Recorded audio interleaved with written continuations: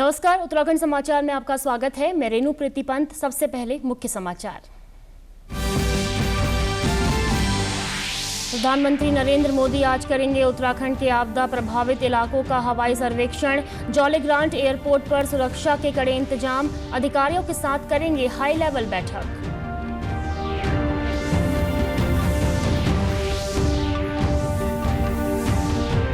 धराली हर्षिल आपदा जांच कमेटी ने मुख्यमंत्री को सौंपी रिपोर्ट। राहत व पुनर्वास पर दिए सुझाव। कर्नल अजय कोठियाल बोले, प्रभावितों तक तत्काल मदद और सुरक्षित आवास है प्राथमिकता।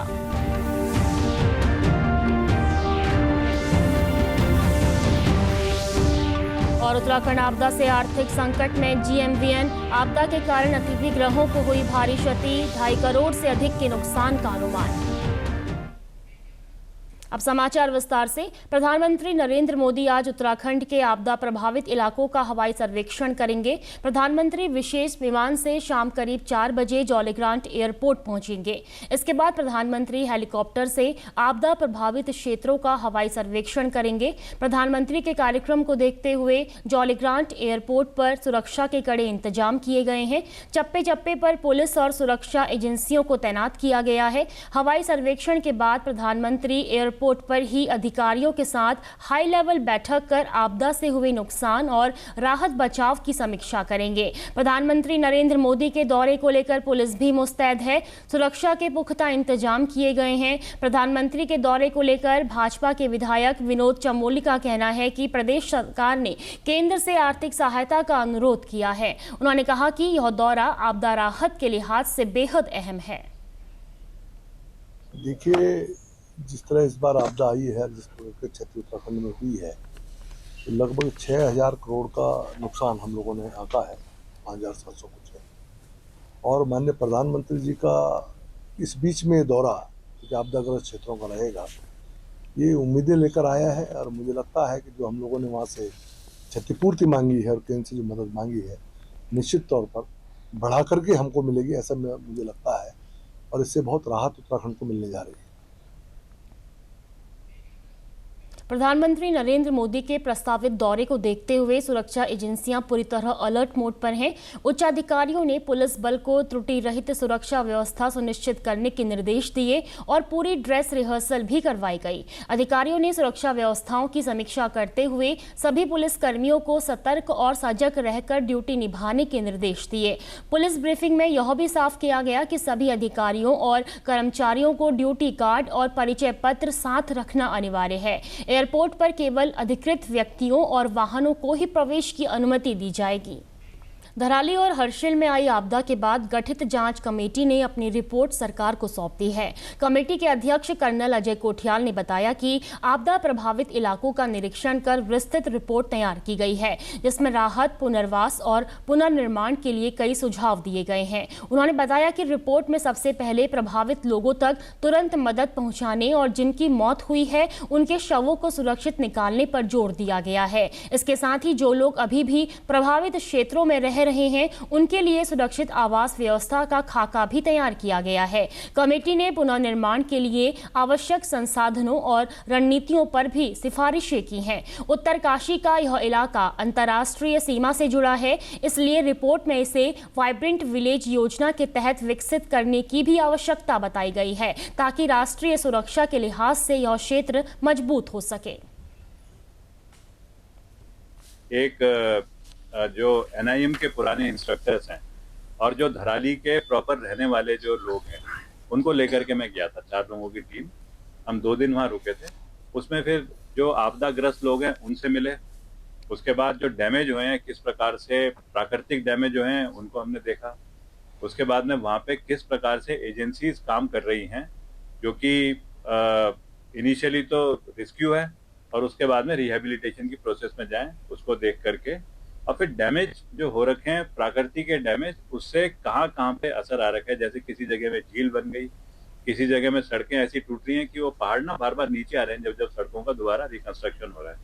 तो उन्हीं के बेसिस पे फिर हमने एक रिपोर्ट बनाई और उस रिपोर्ट को मैंने गवर्नमेंट को सबमिट करा है।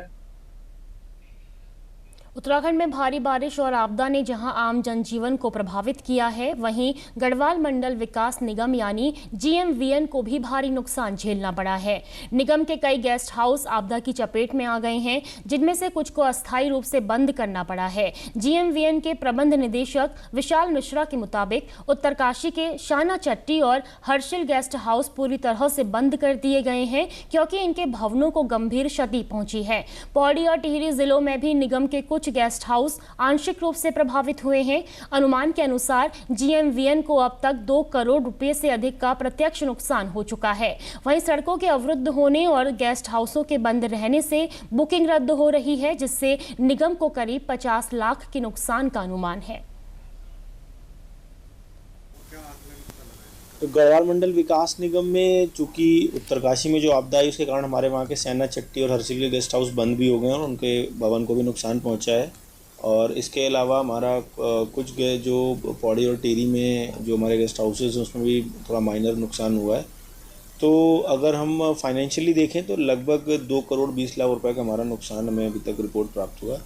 और चूँकि रोड क्लोज़र है और आपदा के कारण हमारे गेस्ट हाउस बंद हो गए हैं, तो इस सभी कारण हमारा फाइनेंशियल नुकसान भी हो रहा है, क्योंकि गेस्ट हाउस बंद हो रहे तो बुकिंग्स भी कैंसिल हो रही हैं, बुकिंग नहीं हो पा रही है। तो उसका हम लोगों ने एक रफ एस्टिमेट किया है जो कि करीब 50 लाख रुपए का बोना। उधम सिंह नगर प्रभारी मंत्री गणेश जोशी ने कलेक्ट्रेट में समीक्षा बैठक में कहा कि अधिकारी समाज के आखिरी पायदान तक योजनाओं का लाभ पहुंचाएं। अधिकारी इसमें किसी भी तरह की कोताही न बरतें। इस दौरान बिजली, पानी प्राधिकरण, जल भराव, PM आवास, कृषि, उद्यान, स्वास्थ्य सहित अन्य योजनाओं की प्रगति के बारे में जानकारी ली। वहीं बैठक में प्रभारी जिला पूर्ति अधिकारी विनोद चंद तिवारी के उपस्थित न होने के कारण 1 दिन का वेतन काटने के निर्देश मुख्य विकास अधिकारी को दिए हैं। इस दौरान ऊर्जा निगम की लापरवाही को लेकर किच्छा विधायक ने गंभीर आरोप लगाए। प्रभारी मंत्री ने कहा कि विद्युत विभाग उपभोक्ताओं को बिजली के कनेक्शन देने के लिए पुरानी व्यवस्था के अनुसार जनप्रतिनिधियों की संस्तुति के आधार पर जारी करे। भविष्य में जो प्राधिकरण की बैठकें हैं, क्योंकि बोर्ड बैठक में तो एंटाइटल नहीं होते, लेकिन एक बैठक विकास कार्यों को लेकर यहाँ के मेयर, यहाँ के जिला पंचायत अध्यक्ष, यहाँ के विधायकों के साथ होनी चाहिए, क्योंकि ये लोग सीधा जनता से जुड़े होते हैं और उन समस्याओं का समाधान होना चाहिए। इसको हम सुनिश्चित करेंगे। नई शिक्षा नीति 2020 के तहत अब प्रदेश के छात्र छात्राओं को अपनी पसंद के विषय चुनने की आज़ादी मिलेगी। सचिवालय में हुई राज्य स्तरीय टास्क फोर्स की बैठक में निर्णय लिया गया कि छात्रों को मल्टीपल एंट्री और एग्जिट विकल्प के साथ कौशल विकास, भारतीय ज्ञान परंपरा और तकनीकी आधारित विषय पढ़ने का अवसर मिलेगा। इस दौरान शिक्षा मंत्री डॉक्टर धन सिंह रावत ने कहा कि पाठ्यक्रम में EV technology, data analysis, IoT जैसे आधुनिक विषयों के साथ साथ योग, आयुष, कृषि और वानिकी जैसे पारंपरिक ज्ञान को भी शामिल किया जाएगा। सभी विभागों को नेशनल क्रेडिट फ्रेमवर्क के तहत पाठ्यक्रम तैयार करने के निर्देश दिए गए। और उसमें यह है कि बच्चा अपने चॉइस बेस से सब्जेक्ट ले सकता है। बच्चा जो है साइंस के साथ कॉमर्स की भी पढ़ाई कर सकता है।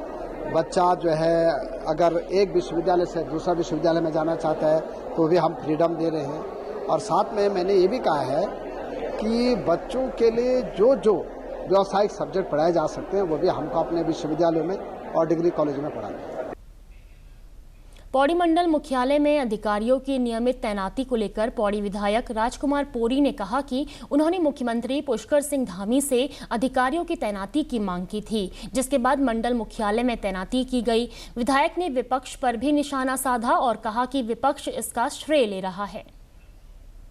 साहब से बात करी आज ने अपने प्रदेश के यशस्वी मुख्यमंत्री पुष्कर सिंह धामी जी से, और उनके साथ बैठने का ये लाभ हुआ कि उन्होंने 2-3 बार अधिकारियों के साथ बैठक करने के बाद मुझे भी बुलाया और सभी अपने पौड़ी क्षेत्र के जो आदरणीय धन सिंह रावत जी हैं, सतपाल महाराज जी हैं, इन लोगों को बुलाने के बाद सारी बैठक हुई हैं। और निश्चित रूप से उसका रिजल्ट ये निकला कि उसके बाद महीने में हर हफ्ते जो है कमिश्नर वहाँ बैठते हैं।